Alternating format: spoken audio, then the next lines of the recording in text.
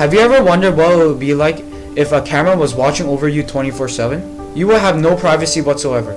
This concept was shown through the novel I read called 1984 by George Orwell.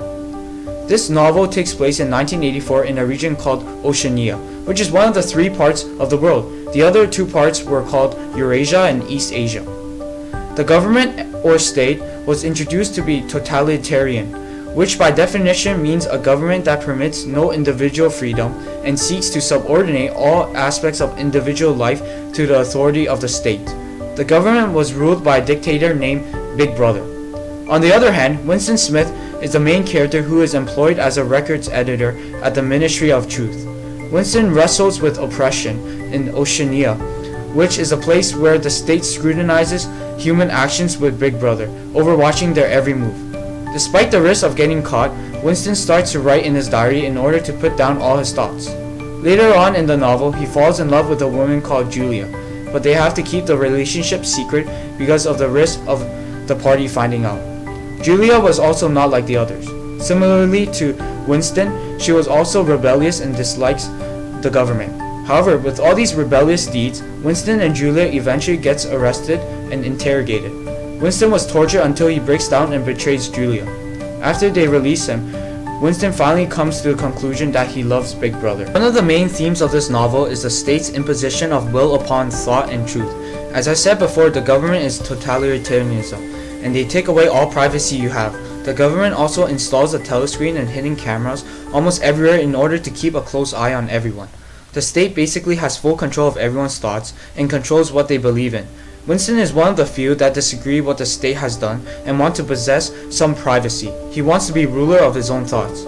Therefore, he starts to write in his diary his thoughts so that he can remember them.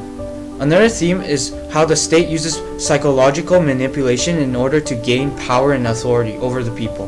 The government uses their telescreens, which are in everyone's room, to spread their propaganda designed to make the failures and shortcomings of the party appear to be triumphant successes.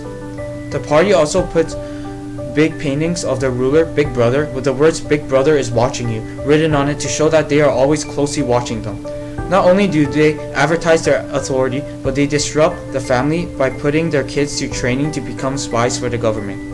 They basically brainwash the kids and encourage them to spy on their parents or anyone that seems suspicious. Finally, the government makes events of hatred called 2-minute hate and hate week to let the citizens release their built-up frustration and emotion towards the party's political enemies. The government also have control over information and history. In order to have the control of that, they first must have control over every source of information and the content written on newspapers and magazines. The party does not allow individuals to keep records of their past, such as photographs or documents, therefore resulting in people forgetting or having fuzzy memories of the past. By controlling the present, the party is able to manipulate the past, and in controlling the past, the party can justify all of its actions in the present. Winston Smith knows all about this, as his occupation was to change the information that was being printed in the favor of the government's likings. Therefore, he witnesses all the false information and propaganda that the government is trying to spread to the citizens. One of the motifs in the book is independence and identity. The government destroys all sense of independence and individuality. Everyone has the same lifestyle. They have the same uniform, eat the same food, and live in the same apartment. No one can stand out or be unique, or they will be taken away to be interrogated. For example, Winston's friend Syme was taken away because he was unique. Syme has vanished. A morning came, and he was missing from work. A few thoughtless people commented on his absence. On the next day, nobody mentioned him. Winston knew this would have happened because he thinks that Syme, although is a good citizen and obeys the government, he thinks too much, and the government can't have these people in society. Another motif is privacy. The whole book is talking about Winston trying to keep his privacy.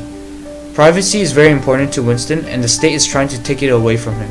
Winston doesn't even have privacy when he is at his own home, because of the telescreen installed in his room. There are also people hidden in society who are actually working for the government as spies and report it if they find anything suspicious. The author also uses many stylistic techniques such as similes.